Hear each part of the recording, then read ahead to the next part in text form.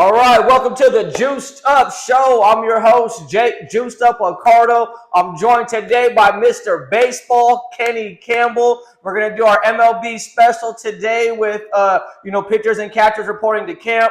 Some teams a little bit earlier because we have the World Baseball Classic. So we're going to go through a little MLB on the docket today. We're going to go over some of the newer rule changes in the last couple of years with baseball. The torpedo bats that were very popular in the start of the year. We're going to go over some key free agent signings, some under the radar signings as well. Maybe talk about a little bit of a division predictions, World Series winners this early in the season to see how we look before the year starts. We're going to go over some maybe MVP predictions from Mr. Baseball as well. And then at the end of the show, we're going to give you guys our top 5 baseball movies. All right, so let's get it started. You ready, Kenny? Hey, I'm ready, man. All right. So some of the rule changes in the last couple of years with baseball to kind of speed up the game. They've done the pitch clock. They've got rid of kind of the infield shift rule. They've also, with extra innings, they start a guy on second base now to kind of hopefully, speed up the process of extra innings. So we don't have these games going into like 18 innings where it's basically 2 games that turn into 1. So those are some of the new rule changes that kind of speed up the game. I just saw they added now they want the base coaches to stay in the box to keep the coaches from stealing pitches from the other pitcher. So with the first rule change, with the pitch clock, you being a longtime baseball fan, how do you feel about this rule? Do you think it's helping the game speed along? Do you think it's helping with ratings and getting fans back watching baseball? I do.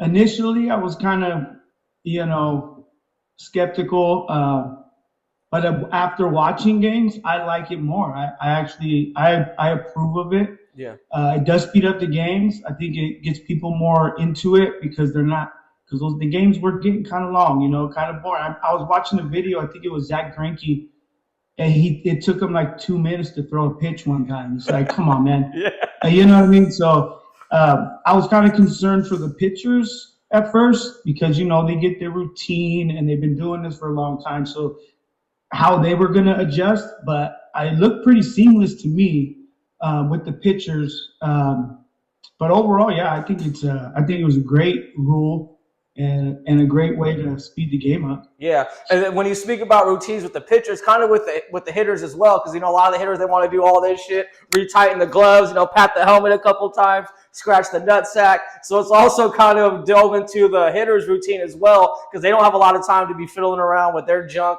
doing whatever they got to do. So it's actually, me not being a big baseball guy, it's actually got me a little more into the games because of that process now. They're keeping the game under 3 hours. It's not dragging out. And then also, the rule with bringing relief pitchers in and out. I think they have to pitch a certain amount of hitters before they can actually bring in another pitcher. So you're not just bringing in one guy for one hitter, and then we got to wait another 5 to 10 minutes to bring in another guy. So that's another rule that I didn't add on, but I wanted to throw that in there that I like as well with the pitch clock. The infield shift rule, I like that because it was getting kind of ridiculous when you see your third baseman playing shortstop, and then you got your shortstop playing rover, like this is like fucking adult league softball. So how do you feel about the infield shift rule? As a fan of baseball, I hate it. I hated the shift when my team was batting. Yeah. But when my team was in defense, I was like, yeah, shift on me. Yeah. You know what I mean? Because it works out. But when it was my team, when the Padres are batting and they shift and someone hits a line drive that drops to the rover spot where it's third base playing shallow right field, you know what I mean? It pissed me off. Yeah. So I do like the shift rule better now. Yeah. As for my offense, yeah. My defense, no, because then the other team gets to, they can take advantage. But I do like it better. I mean, it makes it. I don't know how to really say it, but that was taking away a lot of hits from people. Yeah. A lot of, you know what I mean? And yeah. It was really, I thought it was kind of messing up the game. That exaggerated shift was just kind of ruining it for me. Yeah. I'm glad they got rid of it. I mean, they still have a little bit of a shift, but you got to stay on that side of the second base bag. So yeah. I think I like it better now. Like I said, the old exaggerated shift was taking a lot of hits away from people. Yeah. And defensively, it's smart, but offensively, it sucks. Yeah, and it kind of was almost like a jab at the hitter. Because it's like we know you're not going to go oppo. You're only going to pull the ball every time you hit. So it's like, we already know that you suck going oppo, so we're just going to throw everyone. So it was also kind of a slight to the hitter. Like, maybe you need to get your game up and go opposite way every now and then. But that's not a lot of nowadays with sports. Guys are kind of just one way. It's either a home run, especially in baseball, it's either a home run or strikeout nowadays. Not a lot of guys are hitting for average like, back in our day when we had TG going for 400 every year, shit like that. Yeah. So now baseball is a little more home run or die, and so it's, the game's definitely progressed in that way. And now, speaking of home runs, we'll transition into the torpedo bat. I know it's been around for a little bit, but last year it definitely caught a lot of attention at the start of the year because the Yankees were hitting very well with the bat. They were, pretty dominant, but then that kind of fizzled out. And if anyone's not familiar with the torpedo bat, just think of Little League when your fucking manager was hitting shots at you with the fungo bat. That's pretty much what a torpedo bat looks like. It looks like a fungo on steroids. So now these bats were pretty popular. The hype of it kind of died down towards the middle end of the year because guys weren't hitting balls as good. But what's your opinion on these bats? Are they actually beneficial? Are they kind of not as beneficial? What is your take on the torpedo bat? So yeah, when those things came out last year, in the beginning, I was like, "What the hell is this bullshit?" You know what I mean? I was pissed. Okay, I was like, "What the hell is this?" Excuse me. Then I did some little bit of research and looked at it, and they've been using them. They've been being used. They fall within the regulations, so I can't get mad. Yeah. You know what I mean? It's not cheating. You know what I mean? It's just, I think it benefits certain players, and if it falls within the rules of the game, then who cares? Yeah. You know what I mean? It just, the way it came out, and it just came out weird how just like all of a sudden a couple dudes are using them and they're cranking balls. It's like, what's up with this? Yeah. I think if they could like kind of ease that in there a little bit, it wouldn't have caused so much of a stir. Yeah. But I'm okay with them. At first I wasn't. Yeah. At first I was totally against it. I was like, this is bullcrap. That's what are these guys doing in the game? Right. And then I looked into it, and you know what? They're within the rules. They've been using them in the minors and rehab assignments and stuff like that. Yeah. No big deal, But yeah, I was pissed initially. In my perspective, it almost looks like you almost have to have more of a precise hit because all of the meat on the bat's in that one particular location. So it's like if you get jammed up, you're basically going to be hitting the stick part of the bat a lot of times. So I feel like when you do get a hold of it, that motherfucker launches and it's bombs away kind of thing. But we'll see how it starts off this year. It gives the sweet spot a little more meat, though, a little more weight. Yeah. And a lot of these guys, that's all they're swinging for, anyways. The sweet spot. They're trying to hit a home run nowadays. You know what I mean? Yeah. Everybody wants to hit the sweet spot, but they're all launch angle and bat speed, and if you can get that bat around quicker, you know what I mean? That's all the better for you. And if you can balance that weight in one little spot right there, and that just covers the plate, then you're going to benefit. Yeah. You know what I mean? But there's also downfalls to it. Again, you get it off the end of the bat. Right. It's going to be a little roller to first base. It's going to have some spin on it. But overall, I think if players comfortable with it, I say you let them have fun with it. Cool. Well, that's good. Thank you for telling me about the the angle that they're trying to hit it, the injection angle. That's really cool. I wasn't aware of all that now because with the analytics, things change in sports, and that's why you're on the show today, sir. That's why you're on the show today, to give us your baseball expertise, my aficionado. All right, let's dive in. Did you want to add anything onto the torpedo bat, or can we dive into these free agents now? No, let's go with free agents. Okay, so I asked you to put a list together of, the top 5 free agents, which I appreciate. You also added a couple others in there, so I really do appreciate you taking the initiative to do that. So I'm going to go down the list that you gave me, and then I'll break down the stats of each player after we go through the list, and then we'll kind of do a brief about, each player and then why you thought they were key signings, all right?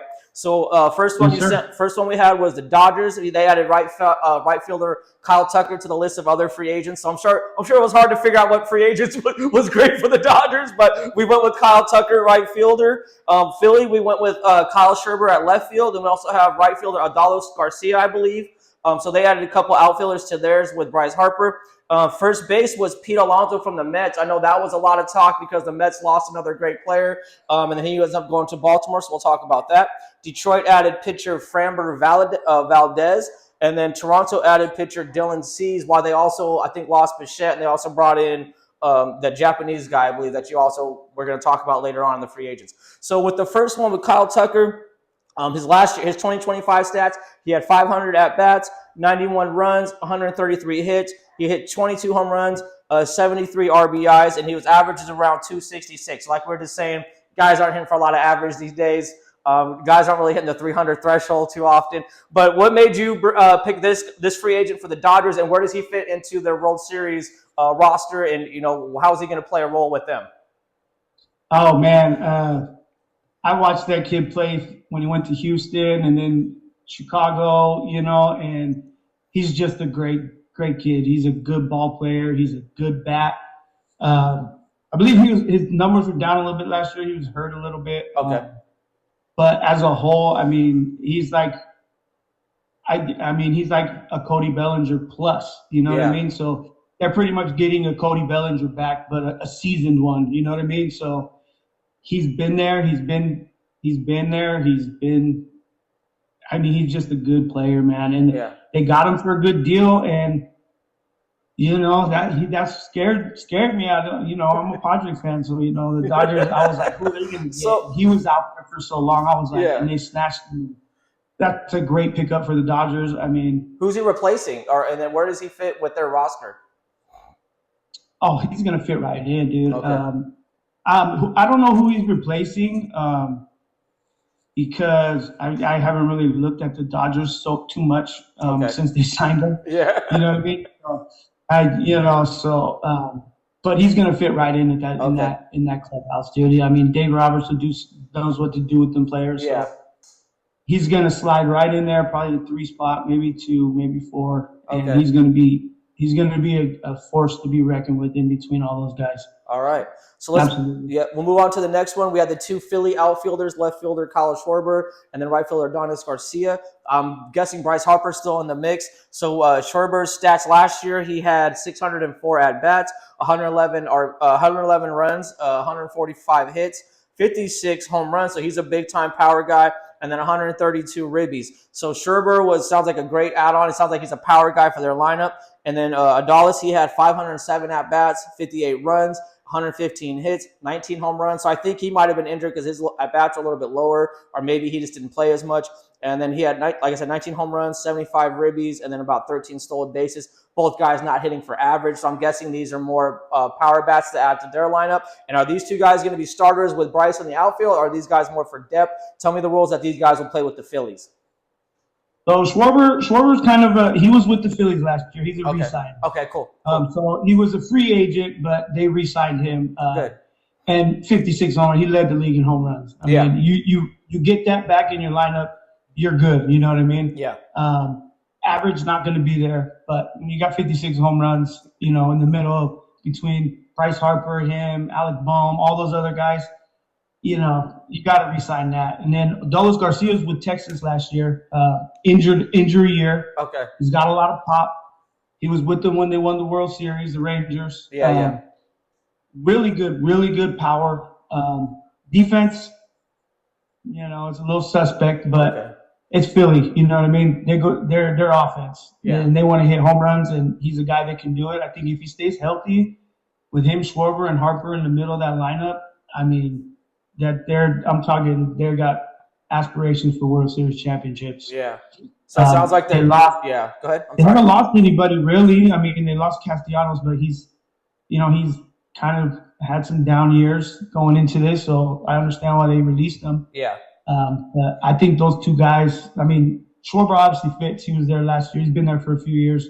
I think Adolis Garcia will do good right there. Okay, cool. So it sounds like they got their outfield pretty solidified, and either they're 2 through 4 hitters or 3 through 5 hitters. They got that down pretty good as well. So Philly we'll be on the lookout for Philly. I don't know if they underachieved last year in the playoffs or if they had bigger expectations. But I think they're going to be trying to have a bounce back year for sure. So we'll keep an eye on them on the NL East for sure. And yeah, absolutely. The next one was Baltimore grabbing first baseman Pete Alonso from the Mets. He's one of the more famous New York Mets. He's a fan favorite type of guy. Baltimore a couple of years ago they had a good run. I think they were in the 1 or 2 seed of the playoffs. Last year was a little bit more of a down year. They kind of were looking back like to the old Baltimore Oriole days of before a couple seasons ago. So with this signing, it sounds like they're trying to get a little more fan draw. They're trying to have a good bounce back season. Alonso's stats from last year: 624 at bats, 87 runs, 170 hits, 38 home runs, 120 ribbies. So he sounds like he's a pretty solid guy. 272, pretty good average, you know. So, Pete Alonso, he's obviously adding a bat to Baltimore in that deep AL East. You got the Red Sox, you got the Toronto Blue Jays who are just in the World Series. And, of course, you always got the Yankees who are always going to be competitive as well. So what does this signing do for Baltimore? Does it put them at the top of the AL East? Does it make them more of a wild card team? How do you feel about this signing with Pete Alonso and the Baltimore Orioles?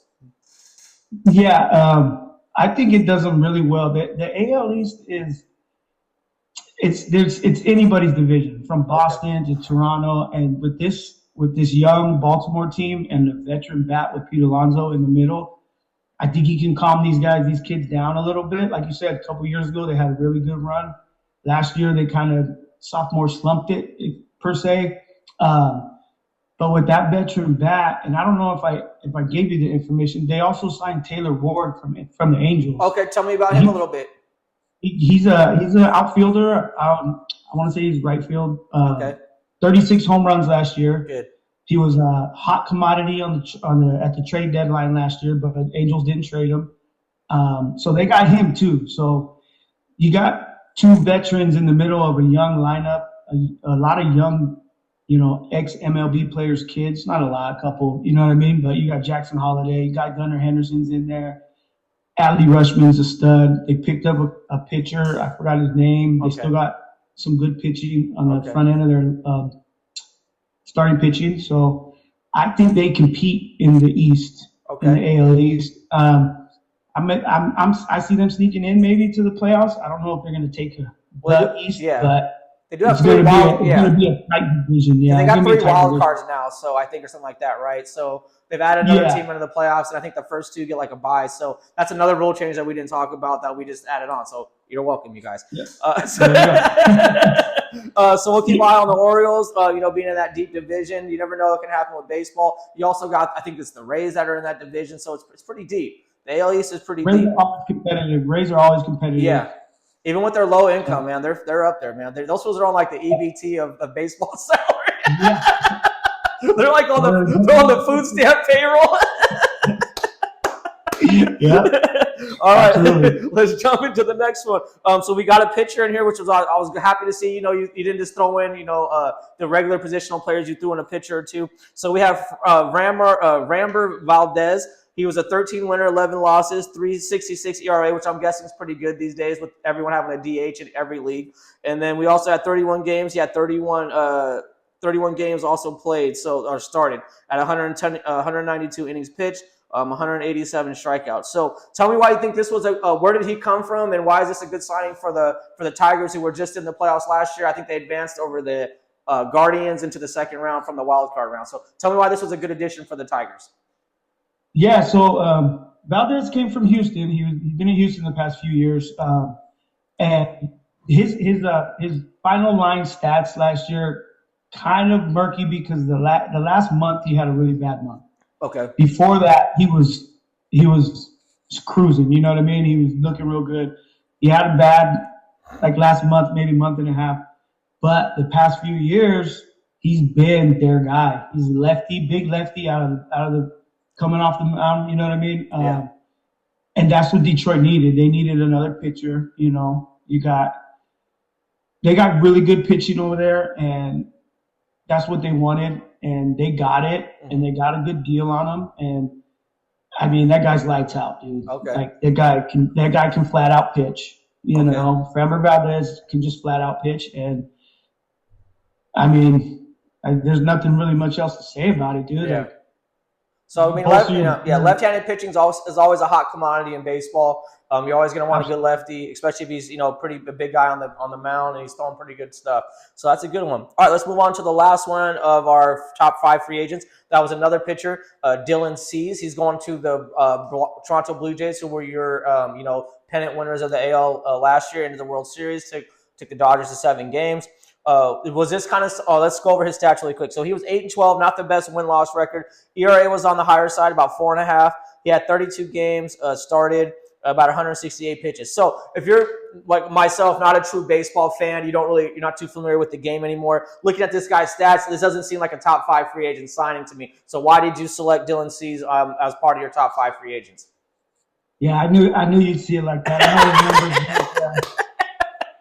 know his numbers weren't great, but he when the Padres traded for him, he came from Chicago. He was a good pitcher in the American League, and he came here and he did all right. Last year, again, inflated numbers. He had a really bad start to the season, really bad. But he's a strikeout guy. He's going to get you 200 strikeouts plus a year. He's very dependable. He's never injured. And I think going back to the American League and change of scenery was going to do him a lot of good. I felt like he wore his welcome out here in San Diego. Okay. So I'm thinking a new change of scenery is going to give him that little boost that he needs. I think he'll get back to form with why we traded for him in the first place. He's only the second pitcher in Padres history to throw a no-hitter. So, okay. So he's got good stuff. He's got good command. He gets into trouble. Well, in San Diego, he was getting into trouble a lot, and it would get to him. But it would only be they're sporadic. You know what I mean? And last year our offense was pretty anemic when he was on the mound. So it was the 12 losses. Their run support wasn't very good for him. That makes a difference too. Yeah, that does make a difference. So I'm thinking 4 or 5 of those losses.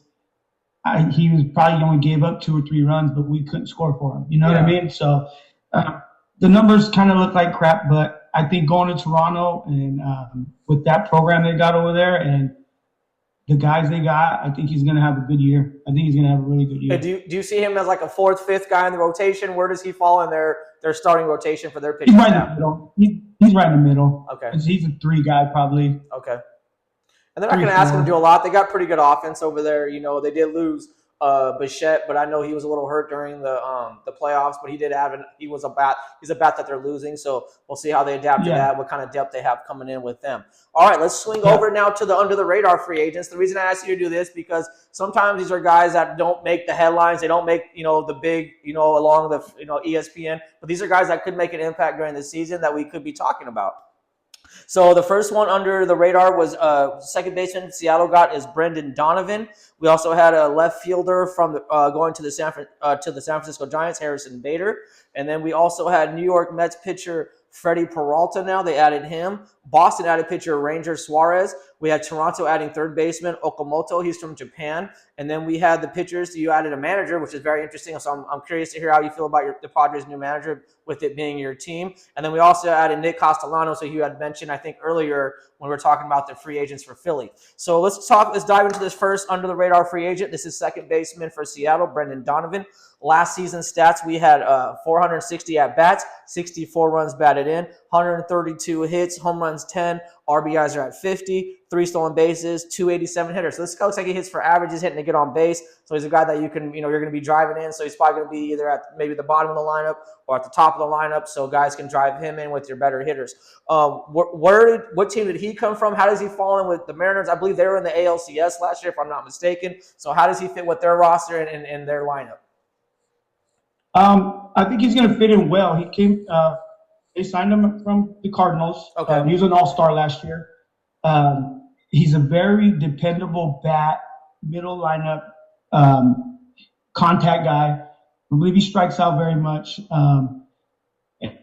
And he can fill in because they lost Ahmed Rosario. I forgot where he went, but he signed elsewhere. So they need some infield help. He's a second baseman, I believe. Okay. So he can play anywhere in the infield, really, first base, second base.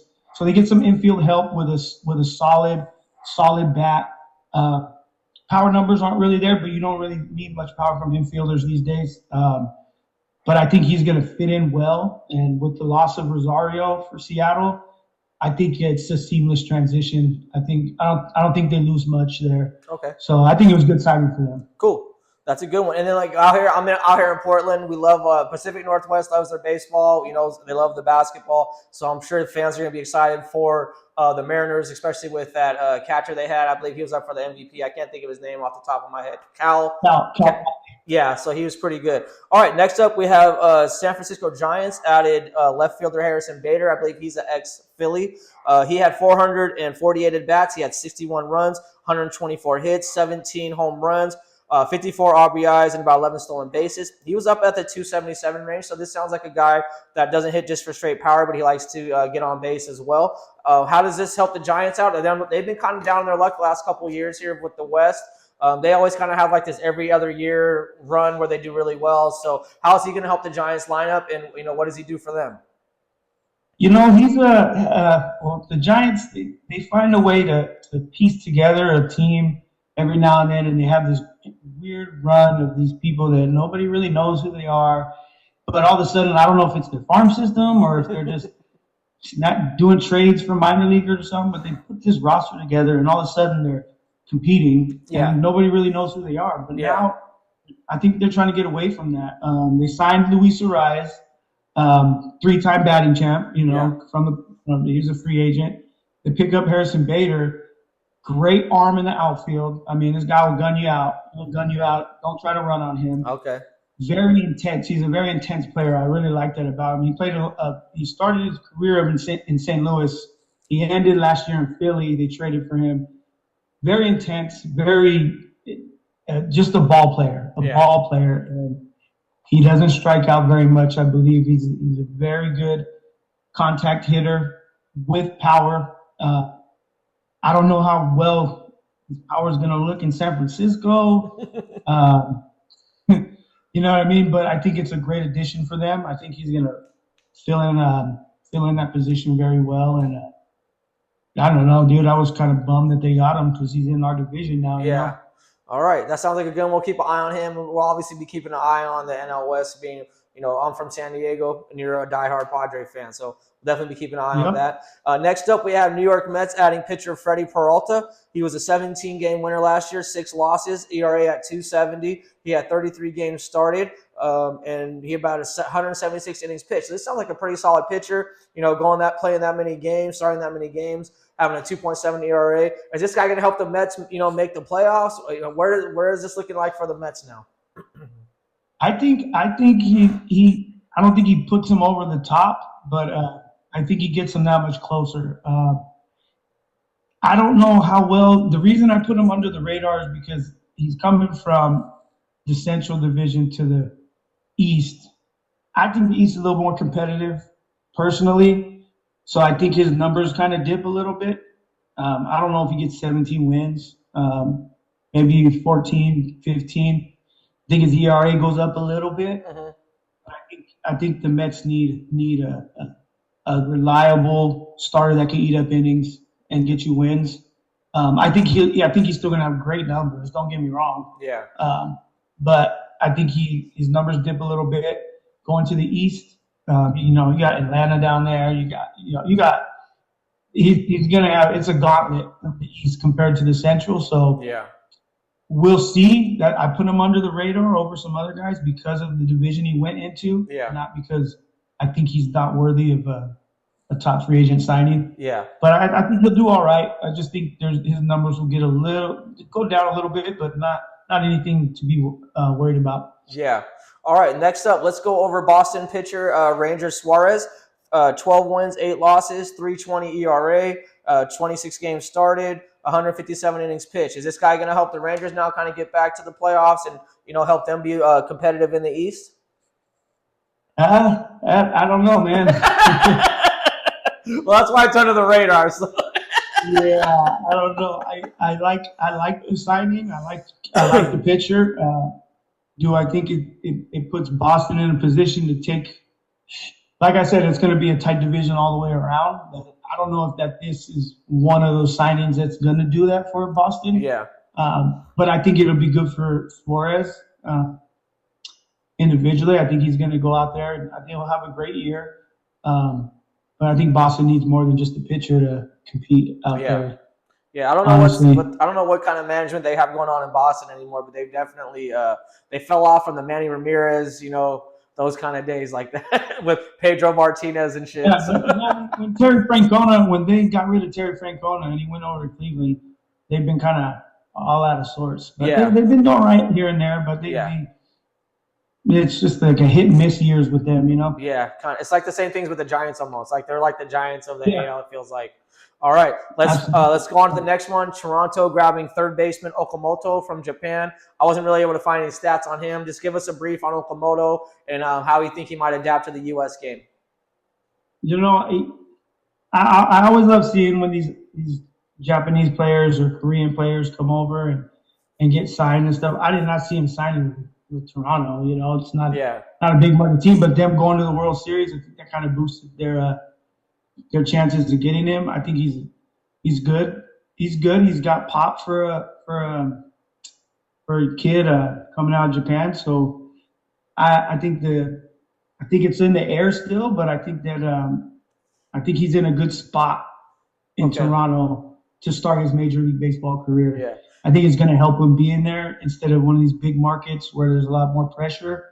There's going to be a little bit pressure because coming off a World Series appearance, you're going to be expected to they went out and spent money, but I think it's not going to be as much pressure being in a smaller market. But I Yeah. think he'll have a great year.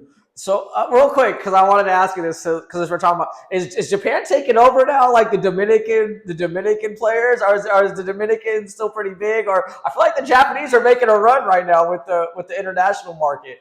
Am I wrong? Yeah, they're no, you're not wrong. But they I like the way they do it. Like they have to play a certain amount, and then you have to pay to even talk to them. The Yeah. MLB teams have to pay money to even get a chance to talk to these players, so they're getting money. You know what I Yeah. mean? The leagues get money and stuff, and these Japanese guys, I mean, they're incredible. Yeah. I mean, they're a lot of them are very unorthodox, but you know, It's what it works for them. works. It works for You them. know, Yeah, it works for them. yeah, it works. All right. And if it works, Yeah. let's do it. You know? Yeah. Don't fix it if it ain't broke, right? All right, Yeah. let's finish off our last two. We have the Padres manager and then also Nick Castellanos. Give us your insight on those for the Padres, starting off with a new manager, they didn't really do too good in the playoffs last year, obviously getting beat in the first round by the Cubs. Is this manager going to be the voice that they need in the clubhouse, or how do you feel about the manager? Then tell us about Nick Castellanos as well. Yeah, so the reason I put Stammen on there is not because I'm a Padres fan. Okay, it's just I thought it was an intriguing signing. I mean, they were looking at like Pujols and stuff like that, and I was like, hell yeah, let's get Pujols, whatever. And then all of a sudden, Craig Stammen. Well, he was just on the team a few years ago. Oh wow, He's a really good back of the bullpen reliever, stud. I mean, he was a shutdown guy. So he knows guys on the team. Like he played with them on the field. So. And I've been kind of wanting this here in San Diego, this young, more fiery type. We keep getting all these old men, old white guys. They're old, they're lethargic, and they're like sitting there. Like I want a manager that's fired up, Yeah, right. And I think a little bit of youth is going to help the guys. And I think being that some of these guys were on the team with them just a few years ago, I think that's going to help.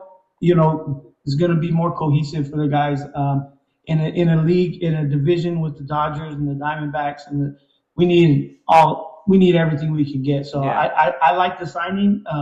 The jury's still out on if it's going to work, but I don't see anything not working. Now with Castellanos, that was a late signing, and we got him for the league minimum. You know what I mean? He had 19 home runs last year on the Phillies. He's been a great player since he's been in the league, and if you can get that guy for the league minimum, and the Phillies are on the hook for $20 million of his contract, I'm cool with that. You know what I mean? We're paying him $780,000 to come out here and just try to just.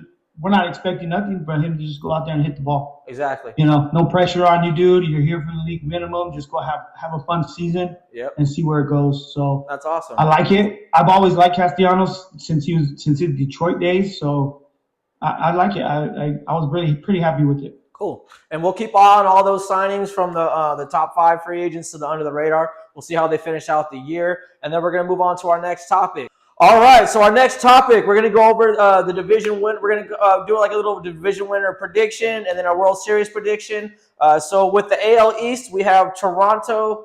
New York Yankees, Boston, Tampa, and Baltimore. Who do we like in the AL East winning that division, Mr. Baseball? And it's again, that's a tough division. I'm going to have to go with Toronto on this one. I think they're a more complete team than any of the other ones. And I think they want to run it back. I think they want it more than those other teams after that loss in the World Series. So I think I'm definitely going to go with Toronto for the division. All right. AL Central, we have Cleveland, Detroit, Kansas City, Minnesota, and the White Sox. Who do we like in that division? It's kind of easy to eliminate Minnesota and Chicago. So it's really a 3-team race. Yeah, I got to go with the repeat. Detroit's going to take that one. I think KC is going to have a strong season too, but yeah.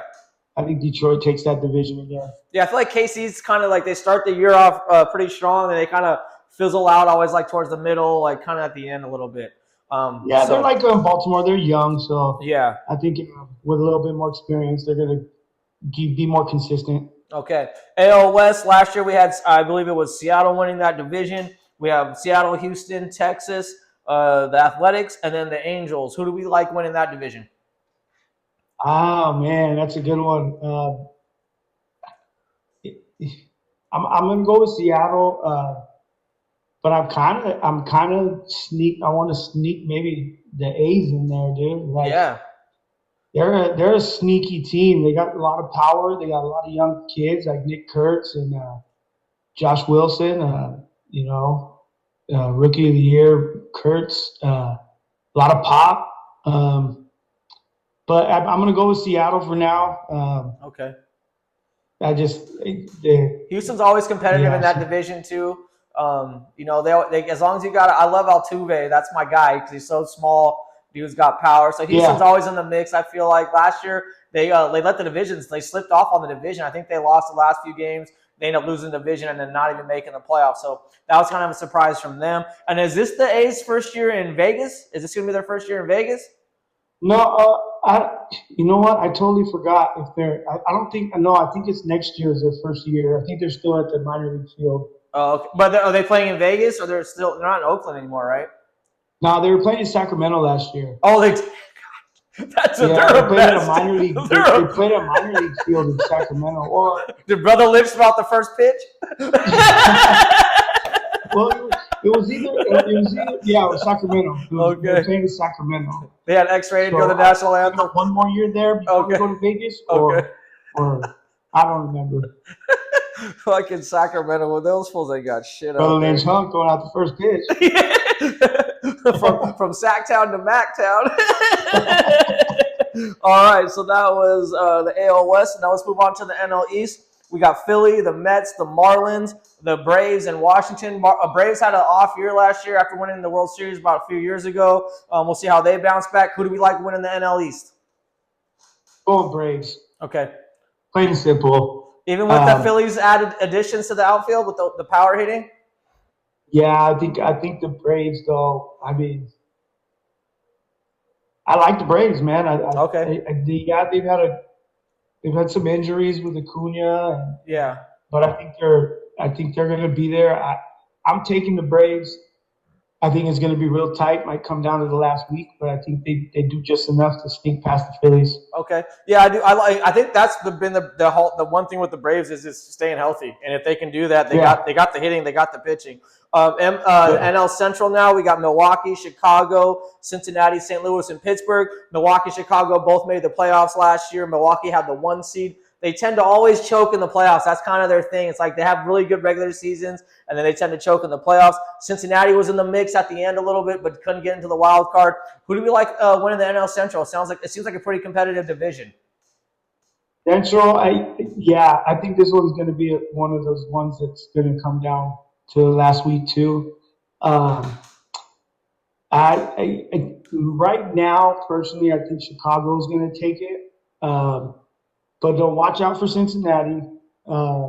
Milwaukee, I think last year was more one of those fluke seasons where everything clicked and they just ran away with the division because they ran away with the division. Yeah. And then, like you said, they get the playoffs and just every year. Then they lost every Peralta, who won 17 games for them last year. So, and they hadn't made any big moves in the offseason, so I think they're going to stick with what they have. I don't think it gets them back to the division. Okay. I think maybe even Cincinnati sneaks past them. But I'm going with Chicago. Okay. And this one, we can just predict who's going to come in second place. This is the NL West. So yeah, we can do that. Who's going to be the second place team in the NL West? yeah. Who comes in second in the NL West? Is it going to be the Padres? We got the we'll go over the division just for viewer purposes. We have the Dodgers, Padres, Giants, Diamondbacks, and the Rockies are always rocky every year. So who's going to come in second place in the NL West? I hate to say it, but I'm thinking Diamondbacks. Padres third, Giants fourth. The Diamondbacks got Arenado, so they signed Nolan, so another good bat. They didn't lose much. I think they lost one of their pitchers, but I mean, he wasn't doing too well. Yeah, he's a good pitcher, but the past few years he's had a down year. So I'm gonna have to go. Yeah, I'm gonna have to go Diamondbacks, Padres after the Dodgers, obviously. The Diamondbacks were just were just in the World Series a few years ago. I think they lost to the Rangers. So they actually had a surprising runs. Surprisingly. All right, so those are the division winners, and then obviously the Dodgers are who they are with their roster. But who do we expect in the World Series, and can we have a Dodgers upset, or is it the Dodgers going for a three-peat? I see the Dodgers. Yeah, I think they're going for a three-peat. Okay. I mean I don't really see anybody. All right. In the National League really did anything to keep up with them, and they just got better. Yeah. They're a better team than they were last year, I think. Yeah. And they did it last year, so I don't see why they wouldn't do it again. Is there an AL team that could push them in the World Series like Toronto did? Going 7 games and being a second away from winning. With that tag at home base. Is there a team in the AL that could give them a run in the World Series though? I remember that too. That dude screwed it up because he should have been farther off third base. Yeah. That ball went. He was only like 2 steps off third when he tried to go home. Yeah. Like you got to get off that bag a little more. You would have been safe. But yeah, I think I'm gonna say this, and this is a long shot, but I see it happening. I see Detroit and LA in the World Series. Oh wow! Okay, all right, that's interesting. That'll be a good one. It's a surprise pick, but I think in the American League with them picking up Framber and their pitching, I think that can do it for them. Okay. So I'm gonna go with Detroit, LA, Dodgers Super Bowl. Super Bowl. Yeah. World Series. And then when we do our next MLB special, we'll check in on that prediction and see how you still feel about it, depending on where the teams look like and how the Tigers and Dodgers both. Yeah, that's subject to change. Yeah. It's fluid. It's not in stone. Yeah. All right, so let's go on to our, who are 3 players in the league that you think are, your MVP candidates before the season starts? Is Ohtani a given again, or, who else could it be other than Ohtani? What other 3 players? I think Ohtani and Cal Raleigh are gonna compete again. Judge will be in there. I think Nick Kurtz from the A's. He got some votes last year. I think now that he's had a year in and he's going to get a little bit more exposure, he might get some more votes. But he's a real possibility. And if he can stay healthy, I think Ronald Acuna Jr. is going to be up there for the MVP. If he can stay healthy, and I don't know if he's going to steal 40 bases anymore with his leg injuries that he's been having.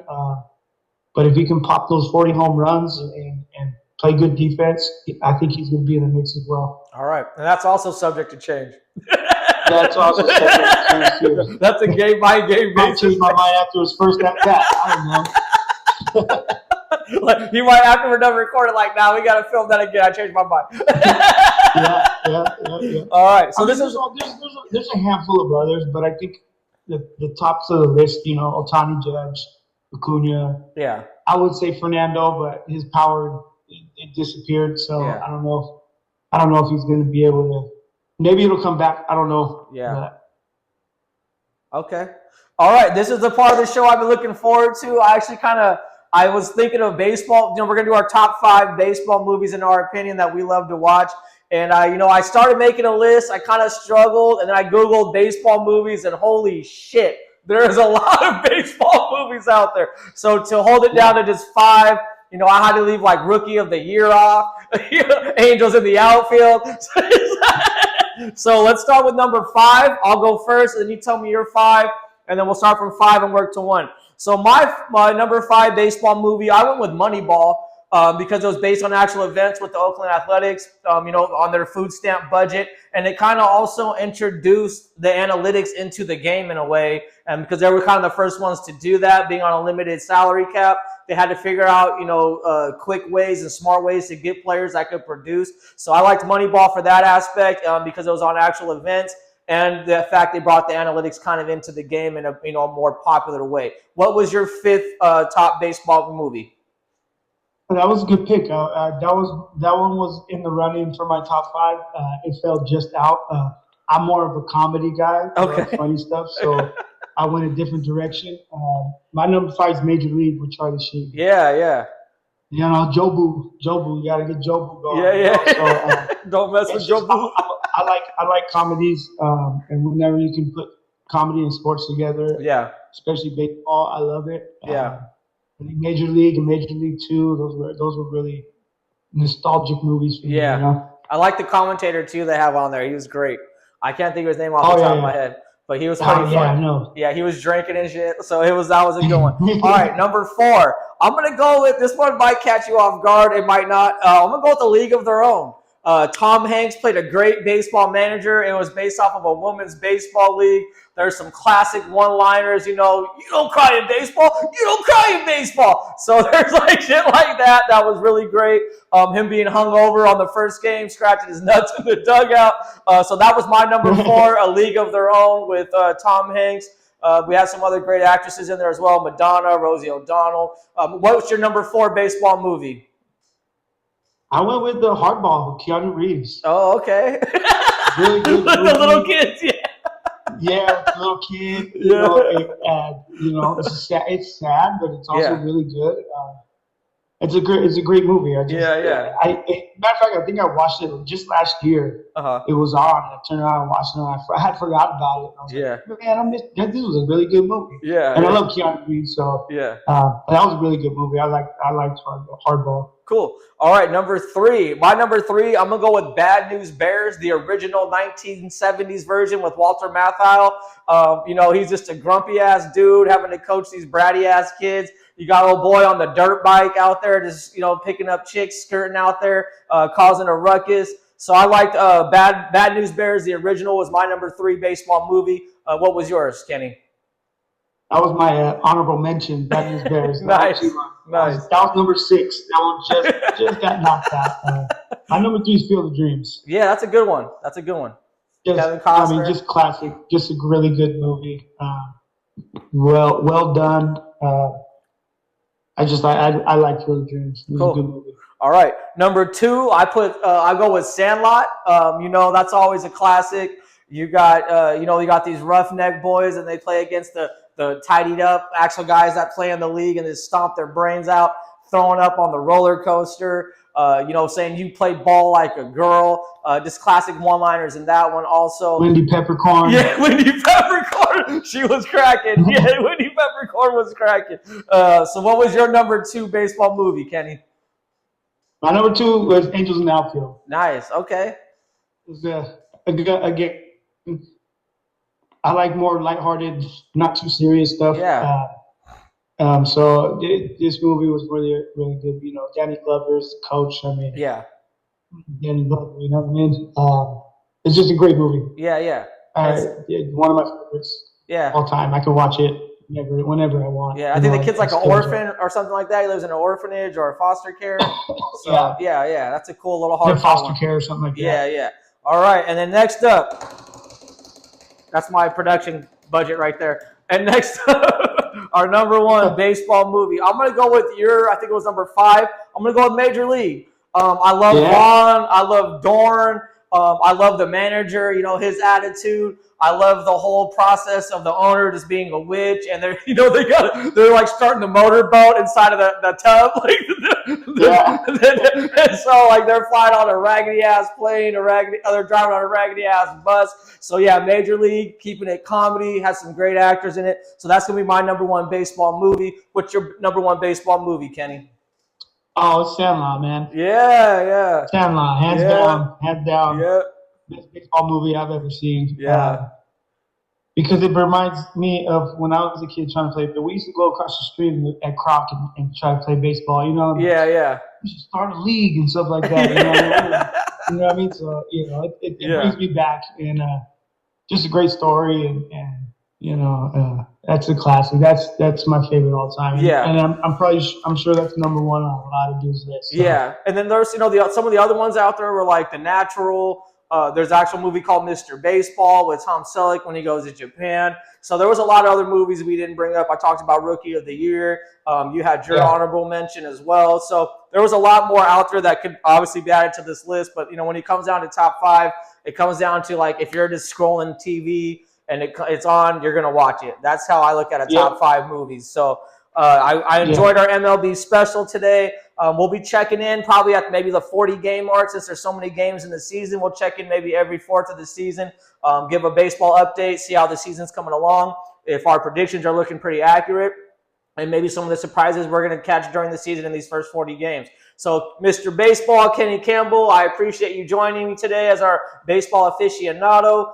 You have a great one. I'm looking forward to getting back with you, talking more baseball. I'll be actually following the season this year, so I'll be a little more educated when we meet again. And I really appreciate it again. Make sure you guys hit like, hit subscribe. This was the Juiced Up Show MLB special. Thank you very much. Anything you want to say before we head out, Kenny? Yeah, thanks for having me, bro. I appreciate it, and I'll be a little bit more prepared. We run a professional outfit here, buddy. All right? All right, man. All right, man. Thanks, Kenny. You have a good night.